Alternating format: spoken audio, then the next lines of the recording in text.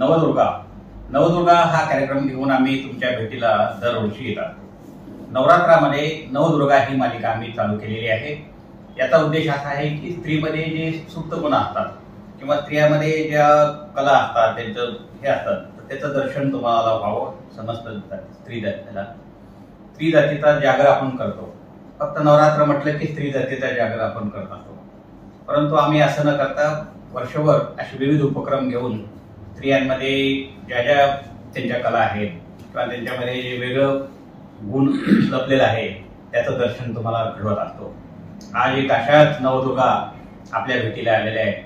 खऱ्या अर्थानं त्या अष्टपैलू नवदुर्गा म्हणूनच त्यांचा परिचय आम्ही होईल तुम्हाला त्यांच्या बोलण्यात होईल. तर मी सुरुवातीला त्यांचा परिचय करून देतो. डॉक्टर अनघा राजपूत. डॉक्टर अनघा राजपूत या श्यामनगर येथील शांती हॉस्पिटलच्या संचालिका आहेत. अंबाजोगाई रोडवरील श्यामनगर येथील श्रमसाफल्य सोसायटीमध्ये शांती हॉस्पिटल आहे. त्या एक स्त्रीरोग तज्ञ म्हणून कार्यरत आहेत. त्या उत्तम कवयित्री आहेत, नाट्यकलावंत आहेत आणि अनेक त्यांनी छंद जोपासलेले आहेत. त्यांचे अनेक छंद आपण आज उलगडून आम्ही तुम्हाला सांगणार आहोत. चला तर आता भेटूया नवदुर्गेला. नमस्कार. माध्यम वृत्तामध्ये आपलं स्वागत आहे. धन्यवाद. तुमचा हा उपक्रम खरोखरच खूप कौतुकास्पद आहे की तुम्ही स्त्रियांच्या गुणांचं कौतुक करून म्हणजे त्यांना जगापुढे आणताय. हे खरोखर खूप कौतुकास्पद आहे. धन्यवाद. आभारी आहे. मॅडम, आमच्या प्रेक्षकासाठी आपण असं सांगा की तुमचं शालेय शिक्षण कुठे झालं आणि तुमची कौटुंबिक पार्श्वभूमी काय होती आणि त्यानंतरचं तुमचं पुढचं शिक्षण कुठे झालं? माझं माहेर अहमदपूर, लातूर जिल्ह्यातलंच. आणि माझे आई बाबा तिथल्याच महात्मा गांधी महाविद्यालयामध्ये प्राध्यापक होते. आता रिटायर्ड आहेत ते, अहमदपूरलाच असतात. आणि माझी आई केमिस्ट्रीची हेड ऑफ द डिपार्टमेंट होती. आणि बाबाचं नाव आणि आईचं नाव? आईचं नाव आशा बेडकर, प्राध्यापिका आशा बेडकर. म्हणजे बेडकर तिच्या माहेरचं आडनाव आहे. आणि माझ्या बाबांचं नाव डॉक्टर भूषण कुमार जोरगुलवार. ते PhD आहेत, राज्यशास्त्र त्यांचा विषय. आणि ते सुद्धा हेड ऑफ द डिपार्टमेंट होते. आणि त्यांनी बरीचशी पुस्तकं लिहिलेली आहेत राज्यशास्त्रावरची जी अभ्यासक्रमाला आहेत. आणि पाठ्यपुस्तक मंडळावर पण बाबा होते बरीच वर्षे. आणि त्यांचा बराच व्यासंग आहे, बरंच वाचन आहे. आणि पंचक्रोशीमध्ये ते खूप चांगले वक्ता म्हणून प्रसिद्ध आहेत. जोरगुलवार खूप प्रसिद्ध आहे. तर त्या दोघांचा प्रभाव भरपूर आहे अर्थातच माझ्यावर. कारण मी आज जी काही आहे, जी काही करू शकले ते माझ्या आई बाबांनी मला शिकवलं म्हणूनच करू शकले. आणि शालेय शिक्षण पण मग अहमदपूरमध्येच झालं माझं. यशवंत विद्यालय नावाची शाळा आहे अहमदपूर येथे. तेव्हा ती छोटी होती, फार मोठी नव्हती. आता बरीच मोठी झाली.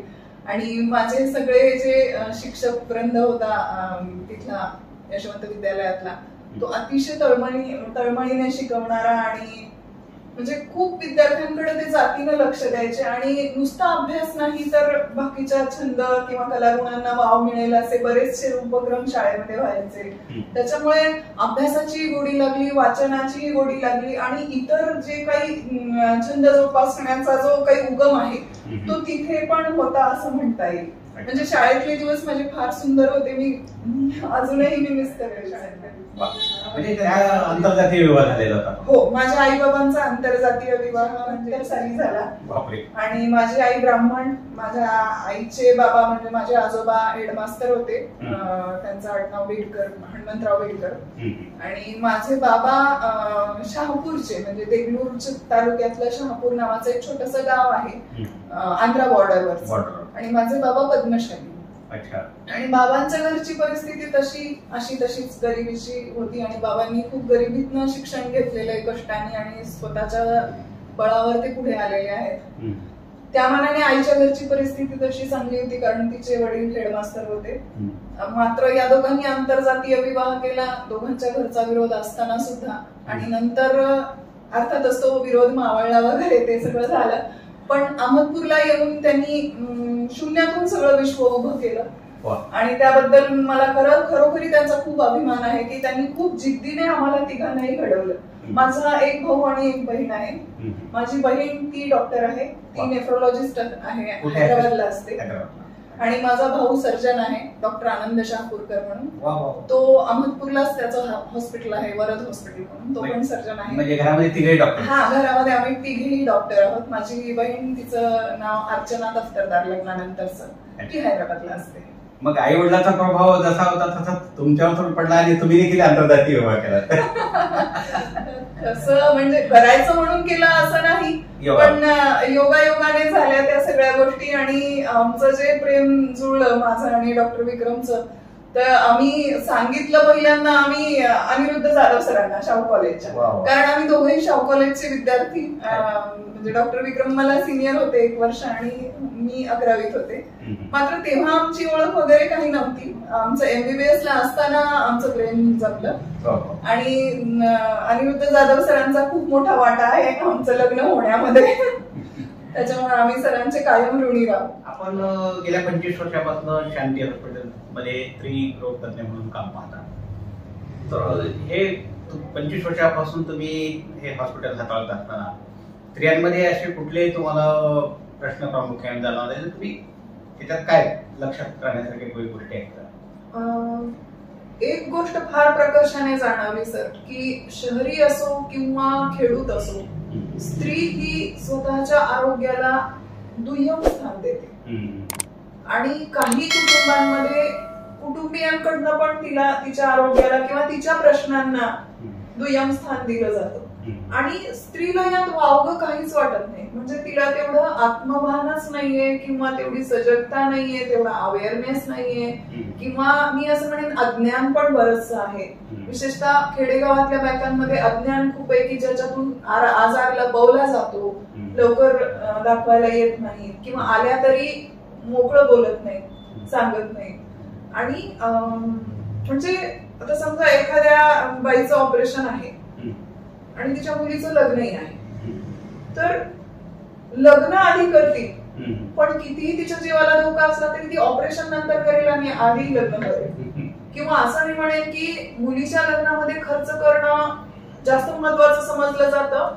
एखाद्या बाईच्या आजारपणावर ट्रीटमेंट करण्यामध्ये जे पैसे लागतात तिकडे पैसे टाकणं त्यांना नकोसं वाटतं. आणि काही अंशी सर म्हणजे शहरांमधून सुद्धा, खेड्यामध्ये तर आहेच आहे, पण मुलगा झालाच पाहिजे ही जी वृत्ती आहे ना, ती स्त्रियांसाठी फार त्रासदायक आहे. ती म्हणजे एखाद्या स्त्रीला झाला नाही मुलगा तर तिच्याकडे म्हणजे असं बघितलं जातं की तिने काहीतरी अपराध केलेला आहे.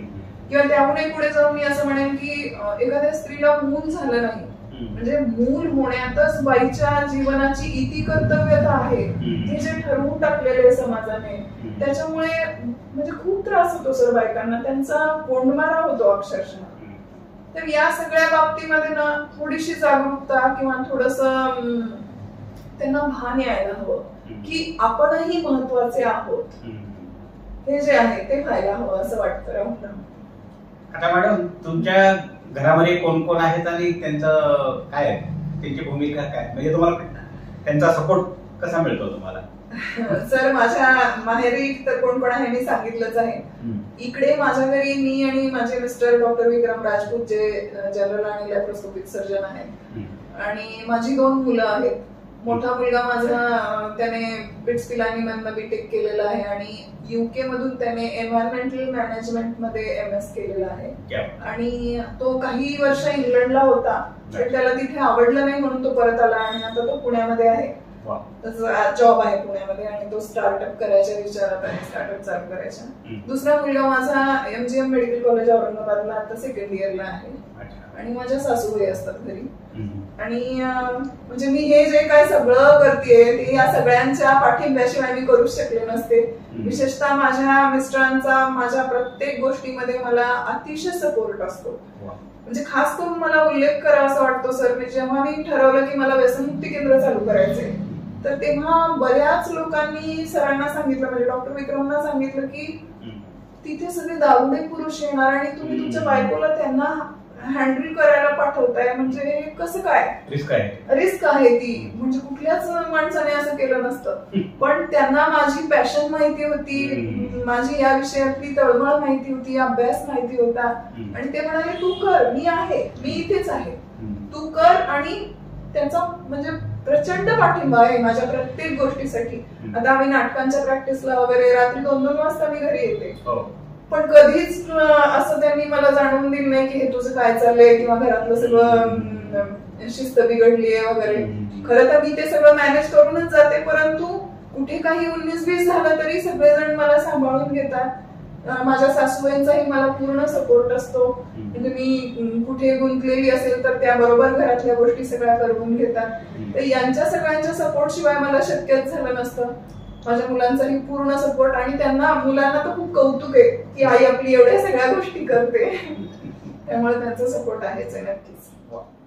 विक्रम राजपूत हे देखील शांती हॉस्पिटलमध्ये सर्जन म्हणून भूमिका वठवत असतात आणि राजपूत फॅमिली म्हणजे एकदम असं कुटुंबवत्सल असल्याप्रमाणे पेशंटला एक हाताळत असल्यामुळं एक आपुलकीचा दवाखाना म्हणून खूपच लोकप्रिय झालेला आहे. शांती म्हणजे या पेशंटला इथे आल्यानंतर नावाप्रमाणे त्या हॉस्पिटलचे शांती नाव आहे. माझ्या सासूबाईंचं नाव आहे ते. हो का? शांताबाई.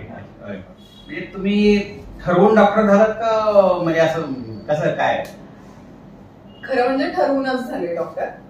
माझ्या आईबाबांची पण इच्छा होती पण त्याही पेक्षा जास्त माझीच स्वतःची इच्छा होती की मी डॉक्टर झालं पाहिजे. आणि म्हणजे आजही आता वयाच्या या टप्प्यावर सुद्धा मागे वळून बघता मला असं वाटतं की याच्यापेक्षा दुसरं काही मी केलं नसतं चांगलं, की मला हेच करायचं होतं असं. आता हे डॉक्टरी पेशा सांभाळता तुमच्यामधले काही म्हणजे गुण आहेत चांगले, म्हणजे ते सुप्त गुण. कवयित्री तुम्ही आहात, नाट्यकलावंत आहात, तर हे कसं काय जोपासता आणि तुम्ही कोणत्या नाटकात आतापर्यंत भूमिका केलेल्या आहेत? खरं म्हणजे छंदांच्या बाबतीत बोलायचं झालं ना सर तर मला गालिबचा एक शेर आठवतो की आठवतो का तो? हजारों ख्वाहिशें ऐसी कि हर ख्वाहिश पे दम निकले, हजारों ख्वाहिशें ऐसी कि हर ख्वाहिश पे दम निकले, बहुत निकले मेरे अरमा लेकिन फिर भी कम निकले. क्या बात आहे, क्या जगदीशने म्हटलेलं आहे. तर असं आहे माझं की मला खरोखरी खूप गोष्टी करायला आवडतात किंवा खूप गोष्टींचा छंद आहे मला.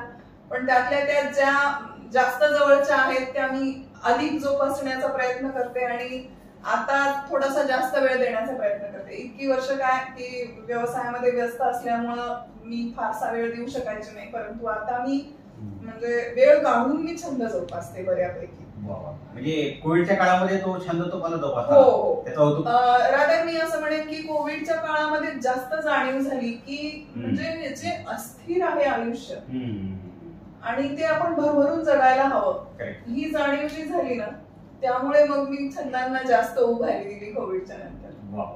मग तुम्ही ज्या काव्यरचना केलेल्या आहेत त्यामध्ये अलीकडे केलेली असेल किंवा तुम्हाला आठवणीतली कविता कुठली मला वाटली तर आमच्या प्रेक्षकांसाठी आपण तेव्हा पेश करावी. बरं, तशा मी बऱ्याच विषयांवरच्या कविता लिहिलेल्या आहेत.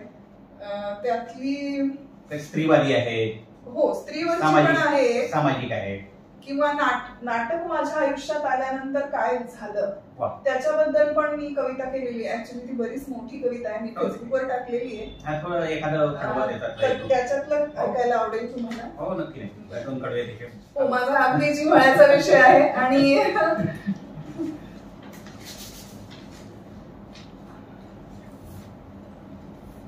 कवितेचं नावच नाटक आहे. माझ्यावरच्या मीच केलेल्या कित्येक आरोपांची शिक्षा भोगत मी खितपत पडले होते तुरुंगात.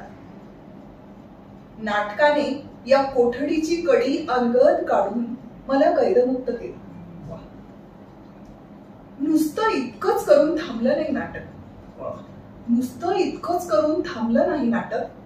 तुरुंगातून बाहेर काढून त्याने मला उभं केलं लख्ख उन्हात एका स्वच्छ आरशासमोर. माझ्या अंतर्मनावरची एक एक नकोशी कुटं त्यानं खरवडून काढली. हो, असंख्य वेदना दिल्यात मला त्याने, पण माझ्या जखमांवर संजीवन लेपही लावला त्याने. आणि डोळ्यावरची झापडं काढून मला आंधळ न होता सूर्याकडे बघायला शिकवलं. सगळीकडून गाळण्या लावून निर्मळ पाणी केलं माझं. आता मी वाहते उन्मुक्तपणे, येईल त्या रंगात मनसोक्त रंग. इतकंच वाचते कारण कविता फार मोठी आहे. थँक्यू. आणि ह्या तुम्ही ज्या कविता लेखन केलेलं आहे त्याचं पुढे मागे की प्रकाशन वगैरे करायचं? हो, कविता संग्रह काढायचा विचार आहे माझा. त्यानंतर मी काही कथाही लिहिलेल्या आहेत. कथासंग्रहाचाही विचार आहे. मी एकांकिकाही लिहिते, लिहिलेली एक लिहिते आता सध्या चालू आहे. नाट्यसंहिता वगैरे. हो, आणि बऱ्याच विषयांवरचे लेखही लिहित असते मी सातत्याने. मग आता तुमच्या या कवितेकडनं नाटकाकडे आपण येऊया. नाटक म्हणजे विवाहापूर्वी, लग्नापूर्वी तुम्ही नाटक करत होतात का? नाही, अजिबातच नाही. म्हणजे तुम्हाला विश्वास बसणार नाही इतकी ही गंमत आहे. पर्यंत नाटकाशी किंवा अभिनयाशी माझा काहीही संबंध नव्हता. खरं म्हणजे मी जिथे होते जीएमसी औरंगाबादला मेडिकलला, तिथे भरपूर नाटकं व्हायची मी युजीला असताना. पण मी कधीच तिकडे लक्ष दिलं नाही किंवा मला असं वाटलंही नाही की आपण हे माध्यम हाताळावं किंवा चोखाळावी ही वाट असं. पण कोविडच्या काळात काय झालं, आमच्या लातूर आयएमएने एक स्पर्धा ठेवली होती डॉक्टर सुपरस्टार नावाची. तर मग त्यामध्ये त्यांनी असं सांगितलं होतं की तुम्ही एक 10 ते 12 मिनिटांपर्यंत स्किट करू शकता, म्हणजे प्रहसन, किंवा मग एकपात्री सादरीकरण करू शकता, मोनोलॉग ज्याला म्हणता येईल. तर असं सांगितलं आणि मी काही ऍज युजल मला काही त्याच्यामध्ये इंटरेस्ट नव्हता, त्याच्यामुळे मी त्याच्याकडे लक्षच दिलं नाही. पण आमचे नाट्यस्पंदनचे डॉक्टर मुकुंद भिसे आहेत ना, तर त्यांनी मला सांगितलं की मॅडम तुम्ही 5 मिनिटाचं तरी कविना काहीतरी करा सादर. मग त्यांनी एवढा पिच्छा पुरवल्यानंतर मला वाटलं की आपण खरंच करून बघूया ना काहीतरी. मग मी असं ठरवलं की करून बघायचं, मात्र दुसऱ्यांचं नाही करायचं, आपण आपली संहिता लिहायची. मग तेव्हा मी कोविडचं वातावरण होतं तेव्हा सगळं, आणि काहीच म्हणजे डिस्टर्बिंग किंवा लोक घाबरलेले, अनसर्टनिटी होती, अनिश्चितता होती खूप, आणि सगळेच लोक गरीब श्रीमंत सगळेच लोक भरडले जात होते त्याच्यामध्ये. तर मग मी असं ते लिहिलं की एक खेडूत बाई आहे की जी फोनवरून तिच्या बहिणीशी बोलतीये आणि कोविड बद्दल बोलतीये. तर तो एक 4-4.5 मिनिटांचा मोनोलॉग मी केला, आणि अक्षरशः म्हणजे मी सांगते तुम्हाला की अर्ध्या तासात मी तो लिहिला. अर्ध्या तासात मी तयारी केली, घरातलं सगळं असं सूप परडी दुर्डी वगैरे असं ठेवलं, धान्य घेतलं आणि मी दळण करते असं एक अशी साधी कॉटनची साडी नेसून वगैरे खेडूत बाईचा अवतार धारण करून बसले, आणि पहिल्याच टेक मध्ये ते केलं मी. आणि बाकी आश्चर्याची गोष्ट म्हणजे त्याला पहिलं बक्षीस मिळालं. आणि ते झाल्यानंतर म्हणजे त्या प्रोसेस मधनं जेव्हा मी गेले ना, तेव्हा मला जाणवलं की अरे हे मला खूप आवडतंय. आणि मग माझ्या लक्षात आलं की हे काहीतरी खूप छान आहे की जे मला करण्यात आनंद मिळतोय. मग नंतर डॉक्टर अशोक आरदवाडचे आमच्या नाट्यस्पंदनचे अध्यक्ष आहेत आणि सचिव आहेत डॉक्टर मुकुंद भिसे. मग मी नाट्यस्पंदनची मेंबर झाले. डॉक्टर रुजुता आहे, माझी मैत्रिणीच आहे, ती खूप प्रोत्साहन दिलं तिने मला. आणि आतापर्यंत मी नाट्यस्पंदन तर्फे 3 नाटकांमध्ये काम केलेलं आहे. एनास्थेशिया हा दीर्घांक आहे की जो संतोष कुलकर्णी सरांनी, डॉक्टर संतोष कुलकर्णींनी दिग्दर्शित आणि अभिनीत पण केलेला आहे.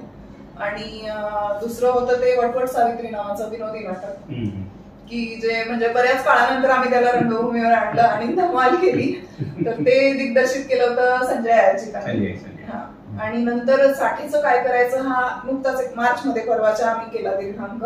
तो 2 पात्री दीर्घांक आहे की मी आणि डॉक्टर सत्यविजय जाधव आम्ही दोघांचंच पात्र कायम पूर्ण वेळ रंगमंचावर आहे. आणि ते करतानाही म्हणजे तो तर खूप समृद्ध करणारा अनुभव होता मला. आणि डॉक्टर संतोष कुलकर्णी, संजय अजित सर दोघंही मला अगदी म्हणजे गुरुस्थानी आहेत की त्यांच्याकडून मी खूप शिकले आणि यापुढेही शिकत राहील. त्यांचं मार्गदर्शन माझ्यासाठी खूप मोलाचं ठरलं. आणि नाट्यस्पर्धांचे सगळेच लोक खूप म्हणजे आम्ही धमाल मस्ती करतो, वेगवेगळ्या विषयांवरची नाटकं बसवतात आणि नाट्यस्पर्धांमध्ये प्रसिद्धी करण्याची जबाबदारी माझ्यावर दिलेली आहे. मी आणि डॉक्टर वैशाली टेकाळे म्हणून आहे. तर प्रत्येक जे काही आम्ही सादर करतो नाटक वगैरे तर त्या नाटकाची संहिता आपोआपच माझ्याकडनं वाचली जाते, अभ्यासली जाते. कारण प्रसिद्धी करायची असल्यामुळे मला ते फ्लायर्स किंवा राईटअप वगैरे लिहावं लागतं. तर त्यामुळे हा अनुभव नाट्यस्पर्धांमध्ये आल्यापासून जी मी समृद्ध होतीये ती म्हणजे मी खूप ऋणी आहे नाट्यस्पर्धांची. आता तुमच्या हॉस्पिटलकडे वळूया. शांती हॉस्पिटलमध्ये तुम्ही स्त्री रोग तज्ञ म्हणून काम करत असताना म्हणजे असं कितीतरी क्रिटिकल तुमच्याकडे केसेस आलेले असतील किंवा महिलांच्या समस्या तुम्हाला जाणवलेल्या असतील, तर एक आठवणीत राहणाऱ्या किंवा एक विसरू शकत नाही अशी काही घटना आहेत का? अशा खूप आहेत. जवळपास 25 वर्षांपासून आम्ही प्रॅक्टिस करतोय शांती हॉस्पिटलच्या माध्यमातून. आणि ते बरेचसे माझे पेशंट्स खेडोपाड्यातले आहेत, ग्रामीण भागातले. त्यामुळं म्हणजे इतक्या केसेस आहेत आतापर्यंतच्या की असं आठवायला बसले तर मला असं किती सांगू आणि किती नाही असं होईल. तरी मी थोड्या मला ज्या काही आठवतात किंवा उल्लेख करण्यासारख्या वाटतात त्या सांगते. की एक पेशंट होती माझी जिची 14 मिसकॅरेजेस झाले होते. 14. आणि नंतर ती प्रेग्नंट होती आणि पुन्हा माझ्याकडे आली होती आणि तिने सगळ्या आशा सोडल्या होत्या. मग तिची मी ट्रीटमेंट केली आणि खूप छान तिला गोंडस बाळ झालं आणि तिच्या चेहऱ्यावर जे हसू होतं ते माझ्यासाठी खूप मोलाचं होतं. दुसरी एक अशीच पेशंट होती की जिचं बीपी वाढायचं प्रेग्नन्सीमध्ये आणि तिचं मूल गर्भाशयातच दगावायचं.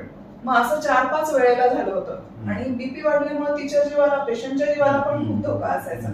तर तिनेही होप सोडल्या होत्या, पण माझ्या ट्रीटमेंटमुळे तिचं ते मूल जगलं आणि ती अजूनही भेटायला घेऊन येते, ते मूल घेऊन मला भेटायला येते. आणि म्हणजे अशा कित्येक केसेस आहेत. अजून मला आनंद वाटण्यासारखी गोष्ट ही वाटते की माझ्या सासरच्या किंवा माहेरच्या घरांमधली बरीचशी मुलं ही माझ्या हातून जन्माला आलेली आहेत. म्हणजे माझ्या बहिणीचा मुलगा असेल, माझ्या भावाचा मुलगा असेल किंवा माझ्या नंदेच्या मुली असतील, ही सगळी बाळं माझ्या हातून जन्माला आलीत आणि आज ती इतकी मोठी झाली आहेत. काही जण परदेशात वगैरे आहेत, तर ते खूप छान वाटतं. आणि तुम्हाला सांगू का सर की म्हणजे लोक म्हणतात की डॉक्टरी व्यवसाय आता तितकासा चांगला राहिला नाही किंवा सुरक्षितता नाही. लोक संशयाने बघतात, अविश्वास दाखवतात डॉक्टरवर किंवा मारहाणीच्या घटना होतात. पण स्टील मला असं वाटतं की हे प्रोफेशन खूप चांगलं आहे, म्हणजे मला तरी वाटतं. आणि इतकी वाईट परिस्थिती नाहीये. म्हणजे मी तुम्हाला सांगते ना की मला जर कोणी विचारलं की तुझ्या व्यावसायिक आयुष्यातला सगळ्यात आनंदाचा क्षण कुठला, हे जेव्हा मी मागे वळून बघते तेव्हा मला जाणवतं की जेव्हा एखादं बाळ जन्मतं माझ्या हातून आणि मी ते हातात घेते, तो क्षण माझ्यासाठी अतिशय आनंदाचा. म्हणजे त्या आनंदाला काही तोड नाही, परिसीमा नाही. आणि एक पुनर्जन्म देणारच देवदूत म्हणूनच तुम्ही उभा राहता. म्हणजे पूर्वीच्या काळात मध्ये डॉक्टर आणि पेशंटचं नातं होतं ना, ते एक देवदूत वगैरे म्हणणार नाही सर मी, परंतु आम्ही काहीतरी हे करू शकलो, कुणाचा तरी आपण त्रास कमी करू शकलो, कुणाचा तरी आजार कमी करू शकलो, हे समाधान फार मोठं आहे. हे हॉस्पिटलचा कार्यभार सांभाळता तुम्ही दिशा व्यसनमुक्ती केंद्र चालवलं होतं, पण ते मला वाटतं कोरोना काळात बंद पडलं. त्याचा काय बंद केलं होतं, तो काय त्याचा अनुभव काय? ते पण कसं झालं ना सर की एक 16-17 वर्ष प्युअरली गायनेकोलॉजिस्ट म्हणून प्रॅक्टिस केल्यानंतर काही गोष्टी माझ्या लक्षात आल्या की माणसाचा जो आजार असतो तो फक्त शारीरिक नसतो. आणि मी फक्त शारीरिक दृष्टिकोनातून बघत मी शारीरिक दृष्ट्या आजार नीट करत होते, म्हणजे ऑपरेशन करून म्हणा किंवा काय गोळ्या औषधं वगैरे देऊन नाही करून. पण मला असं लक्षात आलं की माणसाचा आजार हा त्याचा स्वभाव, त्याचं व्यक्तिमत्व, त्याची कौटुंबिक आणि सामाजिक जडणघडण या सगळ्यांशी निगडीत असतं माणसाचं आरोग्य. आणि विशेषतः स्त्रियांचं तर नक्कीच. कारण कसं आहे, त्या व्यक्त होत नाहीत, त्यांना व्यक्त व्हायला मिळत नसल्यामुळे त्यांची जी घुसमट होते त्यांचे बरेचसे आजार ह्या घुसमटीतनं आलेले असतात. आणि मग मला असं वाटलं की मी कुठेतरी कमी पडते. मी नुसतंच त्यांची ऑपरेशन्स करतेय किंवा मी नुसतंच त्यांना लिहून देते गोळ्या औषधं, नाही, ह्याच्या पुढे गेलं पाहिजे असं वाटलं मला.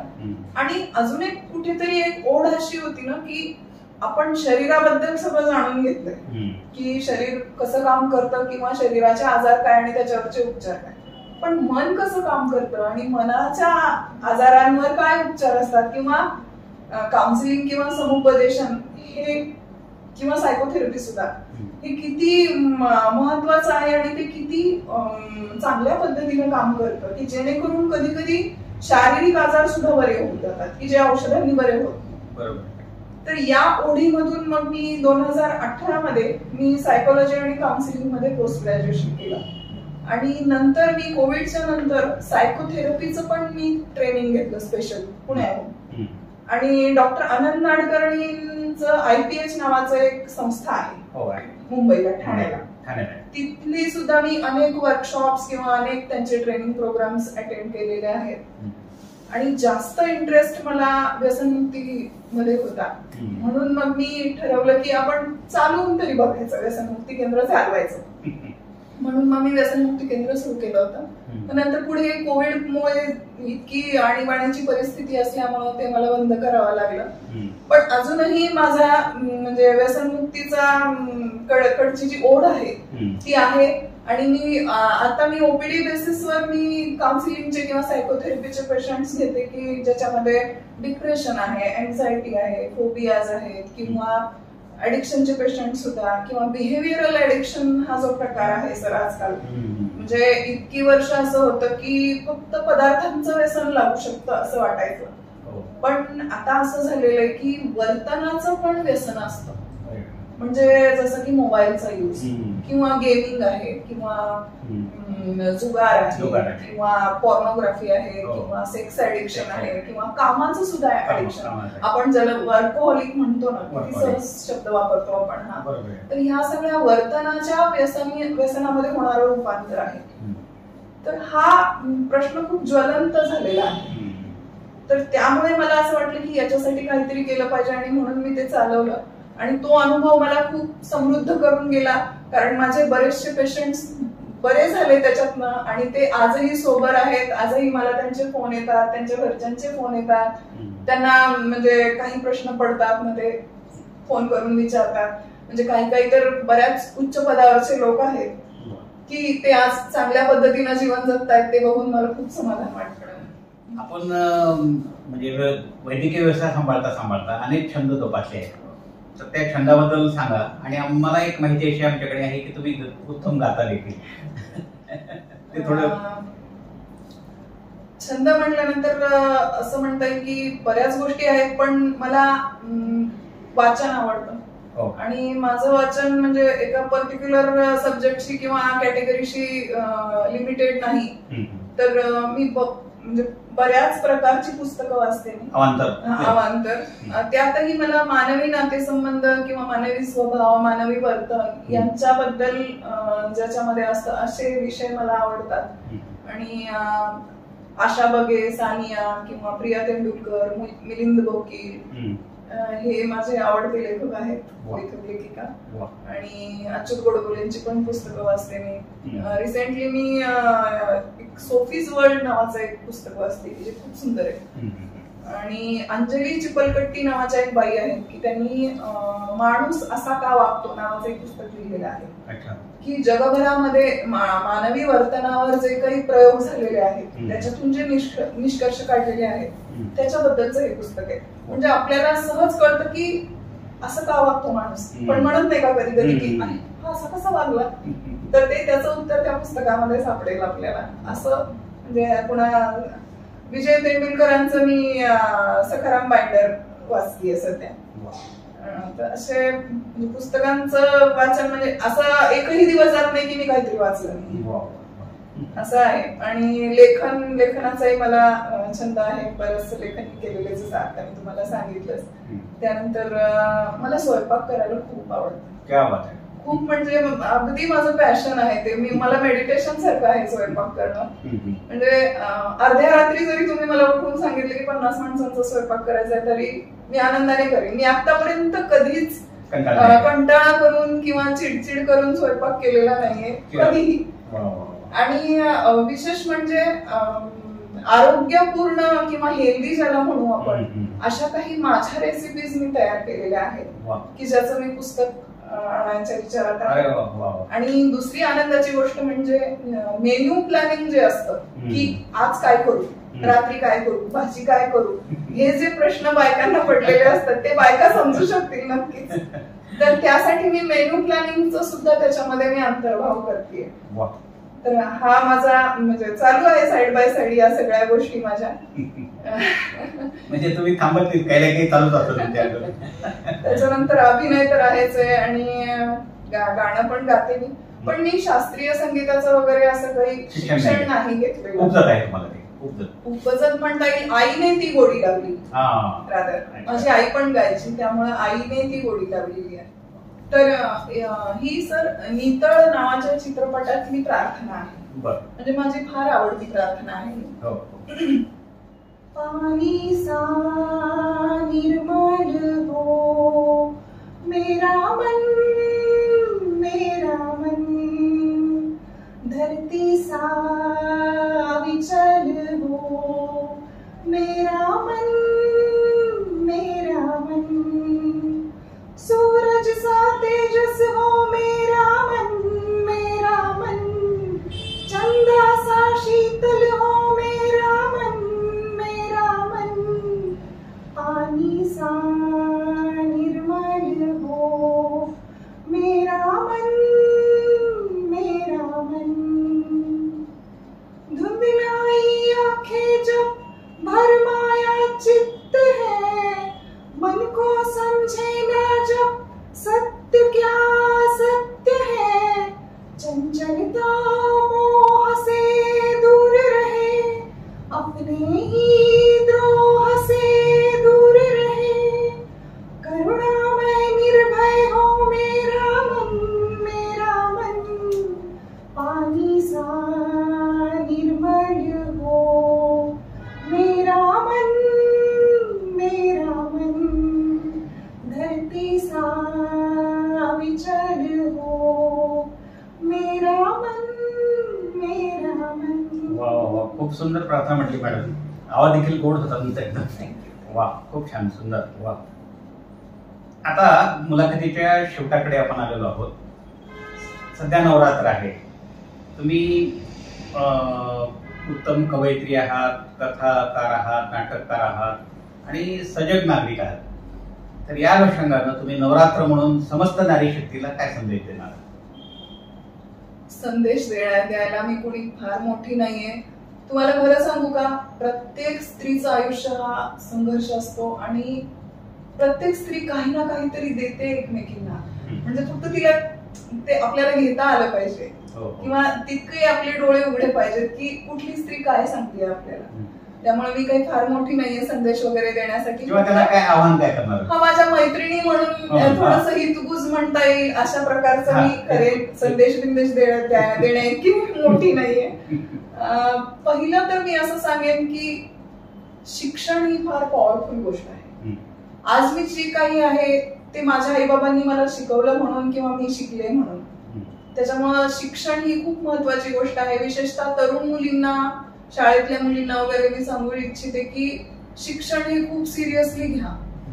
कारण तेच तुम्हाला आयुष्यामध्ये पुढे नेणार आहे. तुम्हाला कुठल्याही परिस्थितीत तुम्ही कुठेही पडलात तरी तुम्हाला उभं करणारं फक्त शिक्षण आहे. म्हणजे ज्या बायका आता शिक्षणाच्या वयाच्या पुढे गेलेल्या आहेत त्यांना सुद्धा मी असं सांगेन की तुमच्यामधलं काहीतरी स्किल शोधा आणि ते शिका. म्हणजे शिकत राहणं हे फार महत्वाचं आहे. त्यानंतर दुसरं मी असं सांगेन की तुम्हाला हवं तसं जे तुमचं आयुष्य आहे ते फक्त तुम्हालाच घडवता येईल. म्हणजे तुम्ही कुणीही असा, तुम्हाला कुणीच ते आणून देणार नाही. म्हणजे तुम्हाला जसं आयुष्य हवं आहे ते घडवण्याची जबाबदारी आणि प्रयत्न हे फक्त तुमचेच हवे. आणि तिसरं मी असं सांगेन की स्वतःला शोधा, स्वतःला एक्सप्लोर करा, स्वतःतले पोटेन्शियल शोधा आणि भरभरून जगा. म्हणजे अडकून बसू नका कशामध्ये की मला हेच करायचंय, मला हेच केलं पाहिजे, कुणीतरी काय म्हणेल, हे काय म्हणतील, ते काय म्हणतील. नाही, आयुष्याच्या शेवटच्या टप्प्यावर पुन्हा पश्चाताप करायला नको की अरे मला हे करावंसं वाटत होतं पण मी केलं नाही. त्याच्यामुळे सगळ्या शक्यतांच्या वाटा धुंडाळा, सगळ्या शक्यता चोखाळा. त्याच्यामध्ये फार आनंद आहे.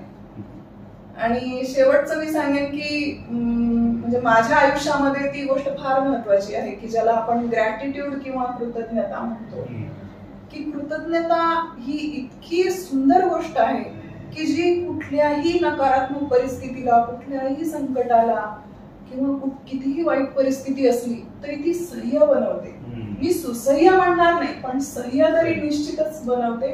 कारण असं म्हटलं जातं की प्रत्येक अडचण किंवा कितीही मोठं संकट असलं तरी त्यामध्ये कृतज्ञ राहण्यासारखे काहीतरी गोष्ट असते की जी तुम्हाला मग आशा देते. बरोबर. त्याच्यामुळं कृतज्ञता ही गोष्ट अशी आहे की जी तुमचं आयुष्य अतिशय सुंदर करेल. माझ्या आयुष्यात मी खूप सगळ्या गोष्टींबद्दल मी इतकी कृतज्ञ आहे की ज्यांच्यामुळे मी आज इथे आहे. त्याच्यामुळे कृतज्ञता ठेवा. वा मॅडम, अंगा मॅडम, तुम्ही गप्पा टप्पा मारता मारता इतकं आम्हाला तुमचे अनुभव शेअर केले आणि हितगुज साधताना महिलांना समजताना शक्यता देखील मोलाचा सल्ला तुम्ही दिला. याबद्दल माध्यम वृत्तसेवा या समूहातर्फे मी तुमचा मनापासून आभार मानतो. तुम्हाला धन्यवाद देतो. धन्यवाद सर, धन्यवाद. आपण माझी निवड केली आहे मुलाखतीसाठी, त्याबद्दल खरंच खूप धन्यवाद. प्रेक्षक हो, आम्ही ज्यावेळेस नवदुर्गा ही मालिका घेऊन तुमच्या पुढे येत असतो त्यावेळेस आम्ही काही तज्ज्ञ मंडळी आहेत समाजामध्ये, त्यांचा सल्ला घेतो. त्यामध्ये डॉक्टर संतोष कुलकर्णी आहेत, संजय यायचित आहेत किंवा अरुणा देवकर मॅडम आहेत. अशा अनेक लोकांचे सल्ला मसलत करून आम्ही निवड घेत असतो. त्यामध्ये बऱ्याच वर्षापासून अंगा राजपूत यांचं नाव सुचवलं होतं, परंतु काय आमच्या व्यस्ततेमुळे त्यांना नंबर आमचा लागला नाही. यावर्षी त्यांनी आमच्याकडे येऊन आपले अनुभव शेअर केले. याबद्दल मी या सगळ्या मंडळींचा मनापासून आभार मानतो. धन्यवाद मित्रांनो, आपल्याला हा व्हिडिओ आवडल्यास माध्यम वृत्त या युट्यूब चॅनलला लाईक, शेअर आणि सबस्क्राईब करा. आणि आपल्या काही कॉमेंट्स असतील तर त्या कॉमेंट बॉक्समध्ये जरूर नोंद करा. धन्यवाद. मी गोपाळ कुलकर्णी, माध्यम वृत्त सेवा.